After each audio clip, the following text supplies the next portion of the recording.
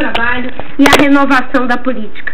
Aliás, é porque quero renovar a política que nunca me submeti à lógica de ter que ficar buscando um cargo público para poder sobreviver. A vida toda eu trabalhei como professora, quando fui parlamentar. Nunca fiz nenhuma cobrança por qualquer palestra.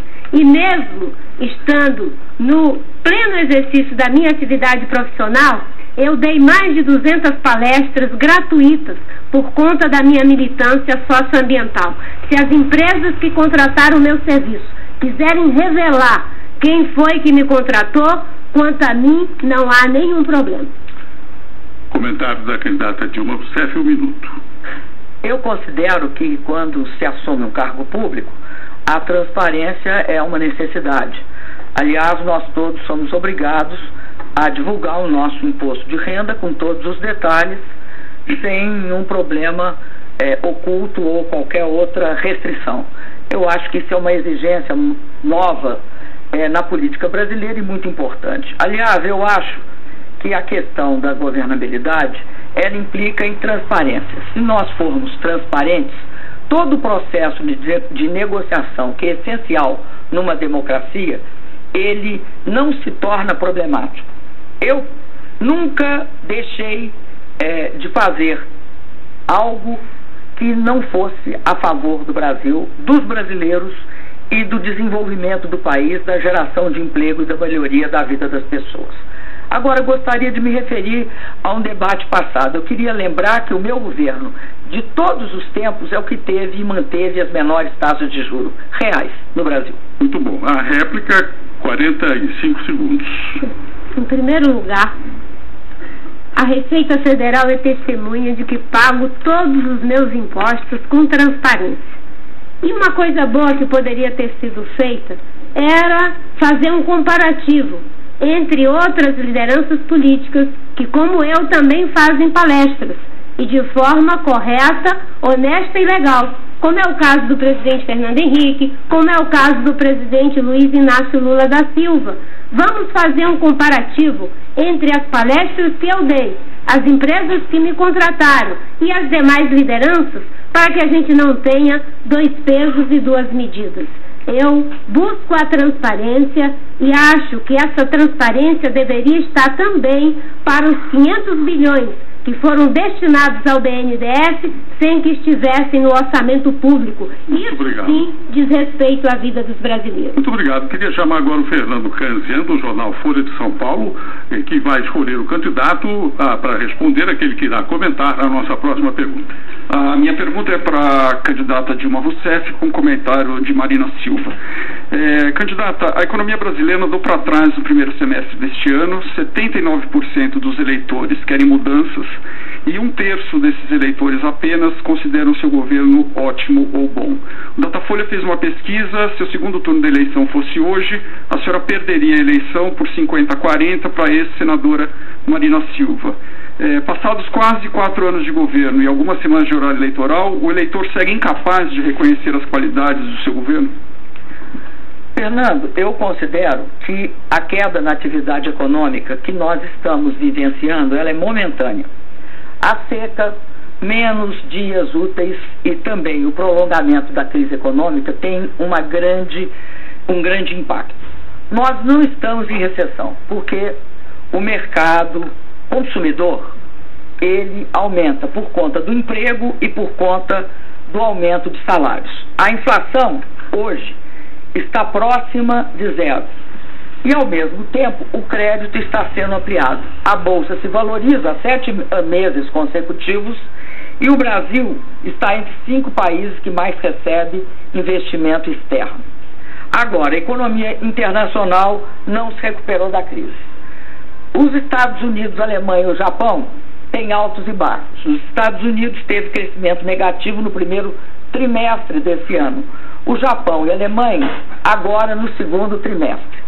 É fato que isso mostra que a crise não acabou. Eu considero que a nossa diferença é que nós não enfrentamos a crise nem desempregando, nem arrochando salários. E acredito que criamos as bases para um novo ciclo. Na educação, por exemplo, o programa de reforço do ensino básico, com mais creches e mais escola integral. Na saúde, o programa de especialidades, que vai acabar com as filas e garantir o acesso da população ao tratamento e a exames. E também, no caso da segurança, a integração das Forças Armadas. 1 minuto para o comentário da candidata Marina.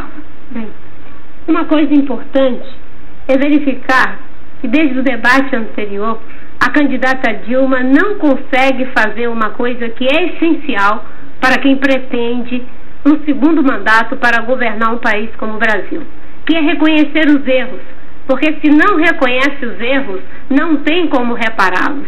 Ela se elegeu dizendo que ia controlar a inflação, que ia manter o país em crescimento e que ia fazer com que os juros baixassem. Hoje nós temos inflação alta, nós temos baixo crescimento e nós temos uma situação de juros altos. E a população paga um preço muito alto pela péssima qualidade dos serviços que estão prestados. É só ver as manifestações que aconteceram em junho. Quando as coisas vão bem, é 100% os louros para o seu governo. Quando vai mal, a culpa é da crise internacional e da própria natureza. Obrigado. Agora a réplica, candidata Dilma. Eu acho, candidata Marina, que é preciso reconhecer os erros e limitações, até porque um diagnóstico errado vai levar a um caminho errado. Propor como forma de solucionar a questão econômica no Brasil a autonomia do Banco Central só levará a maior dificuldade em regulação do sistema financeiro, o que, aliás, foi um dos pontos centrais quando houve a crise do mercado internacional.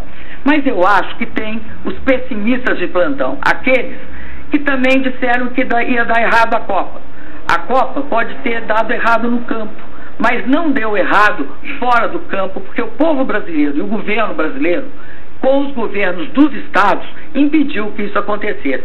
O pessimismo é uma péssima fórmula de avançar, porque você começa desistindo. Obrigado. Kennedy Alencar, do SBT, fará agora a sua participação com a próxima pergunta. Kennedy, quem comenta? Boa noite, Nascimento. Boa noite, candidatos. Boa noite a todos. Pergunto para o candidato Aécio Neves com o comentário da candidata Dilma Rousseff. Candidato, no governo Fernando Henrique Cardoso, o caso da compra de votos para aprovar a emenda da reeleição no Congresso não foi investigado pelo procurador-geral da época, Geraldo Brindeiro, nem houve CPI.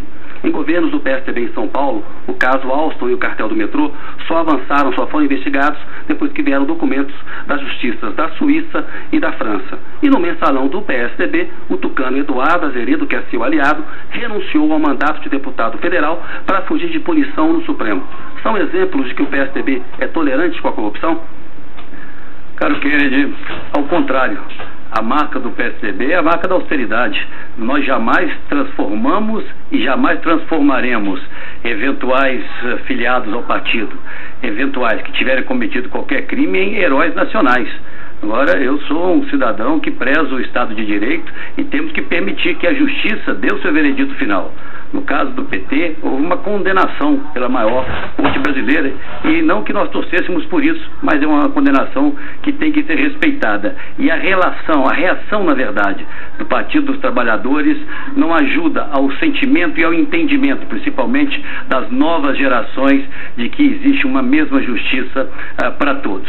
Eu tenho dito ao longo do tempo, que vamos construir para o Brasil um novo ciclo de governança. Um ciclo de governança transparente, absolutamente transparente, competente, que valorize a meritocracia para se confrontar a esse Estado aparelhado que é das principais marcas do PT. Todas as denúncias devem ser investigadas, todos nós, homens públicos e mulheres, claro, devemos estar aqui à disposição para prestarmos quaisquer tipo de esclarecimentos. E cabe à Justiça, em última instância, condenar ou absolver aqueles que foram processados. Eu tenho absoluta segurança de que o Brasil, a partir de janeiro do ano que vem, vai viver um novo ciclo em que as denúncias sucessivas que hoje recaem sobre o governo vão ser superadas. Nós queremos tirar as nossas empresas das páginas policiais dos jornais e reintroduzi-las nas páginas da economia. 1 minuto para o comentário da candidata Dilma. Olha, é importante lembrar que no governo meu e do presidente Lula, nós fortalecemos a política a Polícia Federal. E a Polícia Federal promoveu 162 operações de combate à corrupção, lavagem de dinheiro e crime financeiro. Também no governo meu e do presidente Lula, a CGU ganhou status de ministério. Criamos o portal da transparência, aprovamos a lei de acesso à informação, da ficha limpa, da punição dos corruptores e do combate às organizações criminosas. Ainda criamos a Comissão de Combate à Lavagem de dinheiro. Respeitamos a autonomia da Procuradoria-Geral da República e, assim, escolhemos o primeiro da lista e não fizemos a prática errada de esconder processos e não investigar através daquele que ficou famoso como engavetador-geral da República. Além disso, eu quero dizer que a corrupção jamais no meu governo foi varrida para baixo do tapete. Obrigado. A réplica, 45 segundos. A presidente elenca um número grande de iniciativas tomadas para o combate à corrupção. Curiosamente, nenhum desses instrumentos funcionou para nenhuma dessas denúncias que aí hoje assustam, aviltam e trazem indignação aos brasileiros. Todas elas foram apresentadas ou pela imprensa ou pela Polícia Federal. Infelizmente, esta é a realidade. A nossa principal empresa pública hoje tem o seu principal diretor preso e o governo da candidata Dilma Rousseff, ao invés de permitir que a CPI e as investigações ocorressem de forma adequada, tenta manipular as informações. Agora, recentemente, um dirigente da empresa em Brasília deixa o seu cargo quase que numa confissão de que estavam ali para também aviltar o Congresso Nacional e impedi-lo de fazer as investigações que tem a função constitucional de fazer. Obrigado. Agora vamos para o Patrick Santos, da Rádio Jovem Pan. Boa noite, Patrick. Quem responde e quem comenta? Boa noite. A minha pergunta é ao candidato Eduardo Jorge e quem comenta é a candidata Marina. Candidato, segundo pesquisa Datafolha, 83% dos entrevistados são contrários à descriminalização das drogas. E a maioria esmagadora também da população se mostra contrária à ampliação das hipóteses de aborto legal. E o senhor defende, é favorável essas duas questões.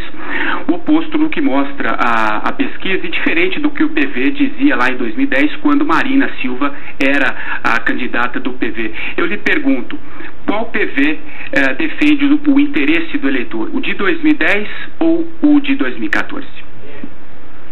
2010 foi uma campanha linda, foi uma honra estar junto com a Marina, mas foi uma coligação entre o PV e a Marina, praticamente. Embora ela tivesse filiado no PV, ela é uma verdadeira instituição e muito respeitada no mundo todo. E tinha algumas questões que ela, questões do programa do PV, de longa data, não só do PV do Brasil, mas de uma corrente internacional que nós somos, que são essas duas questões de legalização com regulação das drogas para diminuir o prejuízo à saúde dos usuários e combater o crime, e ao mesmo tempo dar o direito às mulheres à interrupção da gravidez e não tratá-las como criminosas. Mas numa coligação, para viabilizar a coligação com a Marina, isso não foi possível, mas isso continuou no programa do PV. Continuou no programa do PV e agora, com o PV solitário, isso emerge plenamente. Sempre foram bandeiras do PV e sempre serão, e minhas também. Porque como médico de saúde pública, eu defendo isso há mais de 25 anos. Fui o primeiro deputado no começo da década de 90, quando eu era o responsável do PT pela Comissão de Seguridade Social, que apresentou a proposta da legalização com regulação pelo Estado para bloquear o poder do crime e poder alcançar e ajudar os usuários, que hoje nós não conseguimos. Fui eu o primeiro que discutiu o assunto de que as mulheres brasileiras que fazem interrupção da gravidez nessa lei consideradas criminosas não poderiam continuar desse jeito. A lei, lá, projeto de lei que revoga essa lei cruel e reacionária é de minha autoria, de outra deputada do PT, minha querida Sandra Starling. Portanto, obrigado. Obrigado. Marina, candidata Marina, 1 minuto para o seu comentário. Bem, em primeiro lugar, acho que o candidato Eduardo Jorge retratou com respeito o que aconteceu em 2010. Quando eu entrei no PV, eu pedi que se fizesse uma cláusula de consciência em relação a alguns temas que eu pessoalmente não defendo, como por exemplo a questão do aborto. E naquela oportunidade, o que nós propusemos e que eu acredito é que esse debate precisa ser feito com muito cuidado e responsabilidade. Não é uma discussão fácil, envolve questões filosóficas, questões éticas, questões morais e questões espirituais. O problema é que há uma visão atrasada que, em vez de discutir no mérito, vai para o rótulo. Eu não satanizo ninguém que defende a legalização das drogas, como é o caso do presidente Fernando Henrique do PSDB, e nem aqueles que estão defendendo o aborto. O que eu quero é fazer o debate para que a gente possa, através de um plebiscito, chegar a uma conclusão em relação a esse tema. 45 segundos para a réplica. Esses índices de pesquisa que você fala são verdadeiros, mas é muito resultado da covardia das lideranças brasileiras políticas, que não têm coragem de expor ao povo brasileiro quais são os prejuízos de você classificar como criminosas 600, 700 mil mulheres por ano que por algum motivo fazem interrupção da gravidez. Covardia, medo das lideranças políticas de fazer de peito aberto essa discussão, como a Marina falou. É uma discussão muito difícil, eu sei disso aí, mas eu vou continuar condenando essas mulheres morrerem em crimes clandestinas, continuar condenando elas como criminosas, e a mesma coisa em relação às drogas. Não tem coragem de discutir com o povo e explicar que há políticas mais inteligentes para diminuir o sofrimento daqueles jovens que estão na dependência. Covardia. Obrigado. Fernando Rodrigues, do portal UOL, fará agora a sua segunda pergunta. Para quem? E quem comenta, Fernando? A pergunta é para o candidato pastor Everaldo, com um comentário do candidato Aécio Neves. Candidato pastor Everaldo, o senhor faz uma campanha defendendo o que chama de valores da família. Gostaria de perguntar para o senhor a respeito de um episódio que neste momento se encontra em Brasília, no Superior Tribunal de Justiça. Trata-se de um processo no qual o senhor é acusado por uma mulher, Kátia Maia, de agressão. O senhor alegou legítima defesa, foi econômico na explicação, eu não conheço a explicação completa, queria dar oportunidade ao senhor de explicar melhor o que aconteceu nesse episódio e dizer qual é a sua política para a prevenção de violência doméstica no país, sobretudo contra a mulher. Fernando, muito oportuna a sua pergunta. Eu, como todas as pessoas que casam, tenho desejo de manter o casamento. Fui casado 22 anos com a mãe dos meus filhos, uma mulher maravilhosa, mas não tive o mesmo êxito que o meu pai e minha mãe, que vão fazer 60 anos de casado agora no dia 23 de dezembro. Depois do meu casamento, tive relacionamento com essa pessoa citada e, por unanimidade, o Tribunal de Justiça do Rio de Janeiro considerou totalmente improcedente essas afirmativas. E hoje eu restabeleci a minha vida, sou bem casado com a cantora Esté, que está aqui no estúdio ao meu lado. Então, eu nunca agredi uma mulher. E a minha política sempre será em favor da família. Sempre tratarei a família, colocando em primeiro lugar a família, porque é um bem maravilhoso. Não adianta termos políticas se a família for mal. Então, se a família vai bem, a cidade vai bem. Se a família vai bem, o Estado vai bem. Se a família vai bem, o Brasil vai bem. Então, eu sou uma pessoa que luto pela família e a minha vida toda tenho exemplos dentro de casa como se deve tratar a família. Então, meu querido Fernando Rodrigues, e para você que está em casa, nunca agredi ninguém. Comentário de Aécio Neves, 1 minuto. Em relação a essa questão, e falo de forma genérica, nós tivemos um extraordinário avanço, que foi a aprovação da Lei Maria da Penha. Me orgulho muito de tê-la apoiado. Mas nesse tempo que me resta, eu me permito voltar a um tema que passou longe aqui das minhas possibilidades de intervir, que é a questão da segurança. E a candidata oficial falava que disponibilizara recursos para os estados para a construção de penitenciárias. Infelizmente, nesse período de governo da atual candidata e atual presidente da República, foram investidos no fundo penitenciário menos de 11% daquilo que foi aprovado pelo Congresso Nacional. E eu quero oferecer ao Brasil um projeto que deu muito certo em Minas Gerais, aliás, como vários outros projetos. Um deles é as AFACs, com índice de ressocialização acima de 75%, onde os presos de menor periculosidade, eles próprios cuidam das suas seguranças, estudam e trabalham. E as parcerias com o setor privado, porque Minas Gerais foi o único estado brasileiro que construiu vagas no sistema prisional em parceria com o setor privado para desafogar imensamente o nosso sistema. Pastor Everaldo. Quero reafirmar para a população brasileira o meu compromisso com a família tradicional, como está na Constituição brasileira. Sou contra a violência e qualquer tipo de preconceito, mas nenhuma sociedade é mais forte que os seus laços familiares.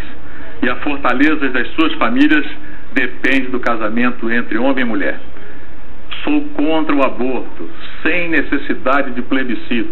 Isso é o que eu defendo com coerência e sem, como um líder nacional que eu sou admirador, sempre falava assim, ó, esse fulano ou esse pessoal está costeando o alambrado, quer dizer, dando uma voltinha. Eu sou claro e coerente nas minhas defesas. Muito obrigado. Fernando Canzian, do jornal Folha de São Paulo. A segunda pergunta, por favor, e quem comenta? Quem responde e quem comenta? A pergunta é para a candidata Luciana Genro, com um comentário de Aécio Neves, por favor. A senhora faz uma crítica ao que chama de submissão do país ao capital financeiro, prega uma auditoria na dívida pública e uma redução drástica dos juros. Muitos analistas veem no atual cenário econômico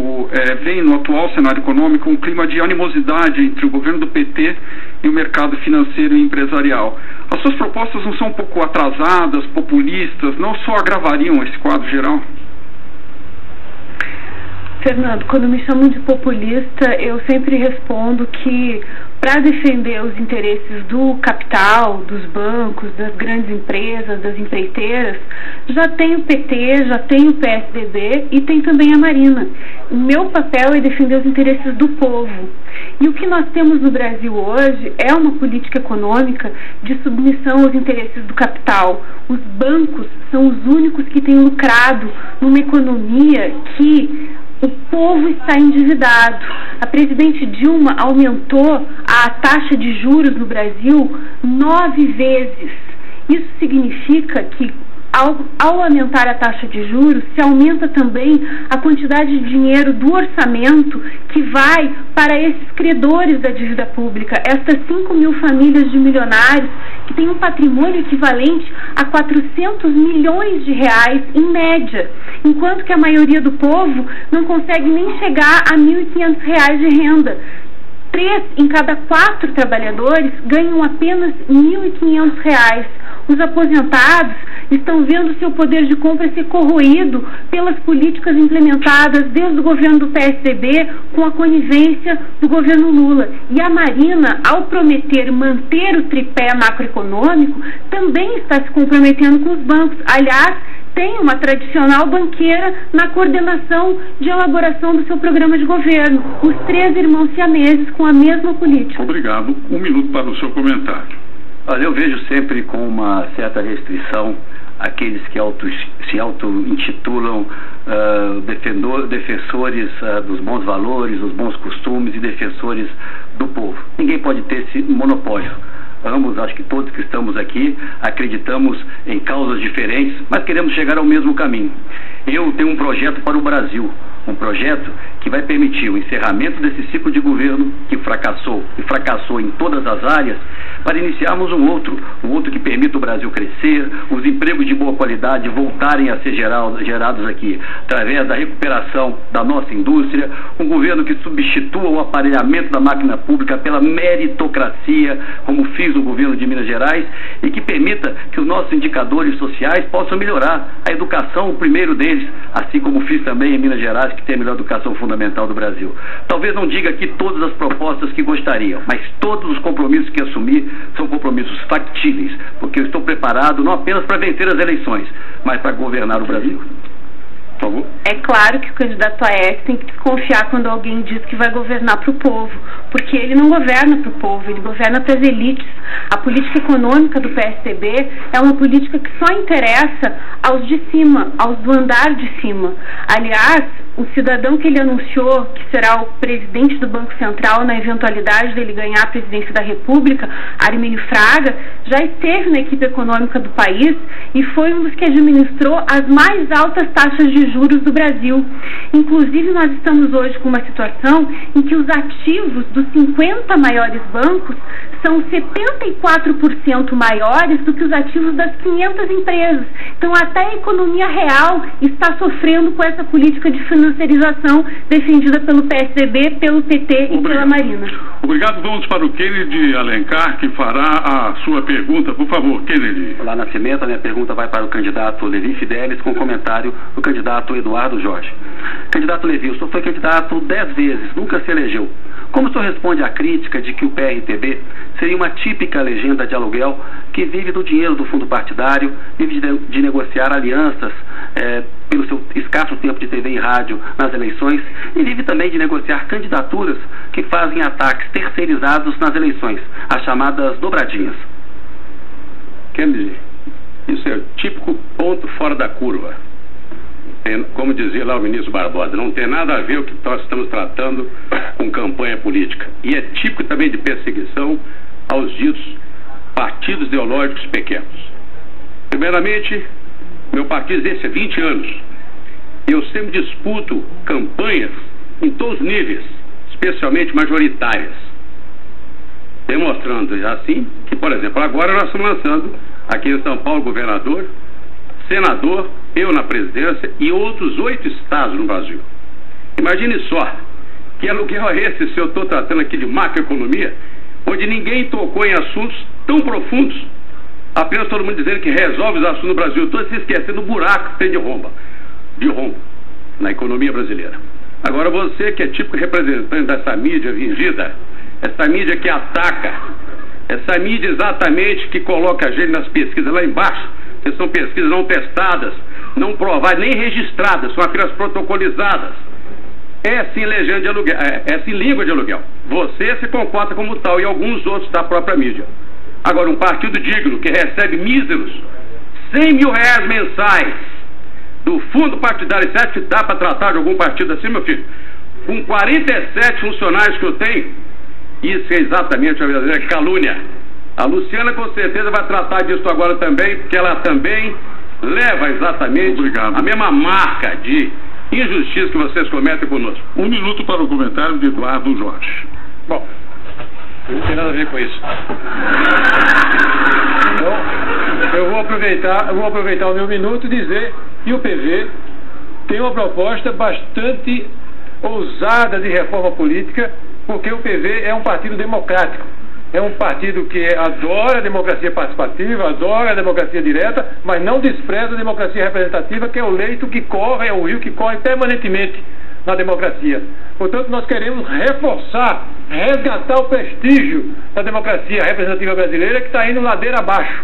E um dos motivos principais é que os políticos hoje se comportam como se política fosse negócio, como se política fosse profissão, como se política fosse uma carreira, uma verdadeira casta apartada do povo. Todas as nossas propostas, vejam lá no nosso site do PV, 2 páginas de propostas para resgatar o prestígio do parlamento, o amor que o povo tem que ter, o respeito que ele tem que ter pelos executivos e pelos parlamentares que ele elege.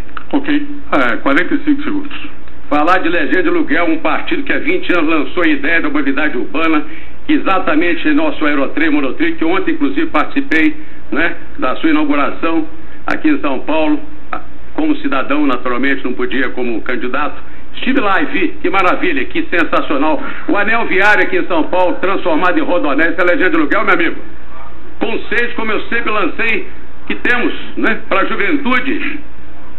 Eu tenho certeza absoluta que campanhas como essa, nós sairemos muito mais forte, porque já elegemos mais de 3 mil parlamentares através da legenda, que deu chance, oportunidade a tantos brasileiros.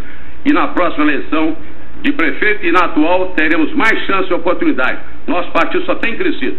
Muito obrigado pelo ponto fora da curva, meu amigo. Chegamos ao fim deste segundo bloco, vamos fazer agora um rápido intervalo e voltamos já já. O debate tornou-se o assunto mais comentado em todo o planeta na rede social Twitter.